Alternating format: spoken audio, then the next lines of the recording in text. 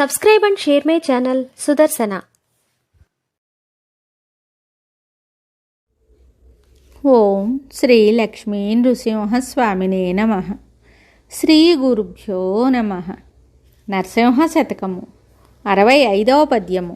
వేమారు నీ కథల్ వినుచునుండెడివాడు పరుల ముచ్చట మీద భ్రాంతి పడడు. అగణితంబు నిన్ను బొగడ నేర్చినవాడు చెడ్డ మాటను నోట చెప్పబోడు.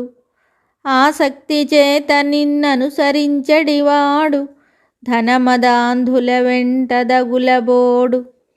సంతసంబున నిన్ను స్మరణ చేసెడివాడు చెలగి నీచుల పేరు దలచబోడు. నిన్ను నమ్మిన భక్తుండు నిశ్చయముగా గోరి చిల్లర దైవముల్ గొల్వబోడు.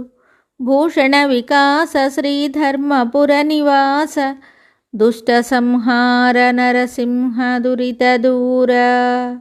ఈ పద్యమునకు భావము: ఓ నరసింహస్వామి, పలుమారులు నీ కథలు వినువాడు ఇతరుల మాటలకు మోజుపడడు.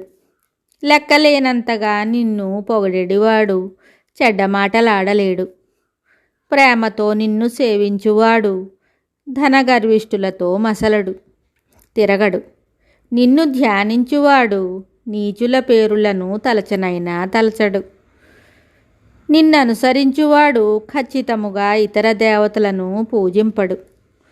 మరి ఒక పద్యముతో మళ్ళీ కలుద్దాం. శుభం.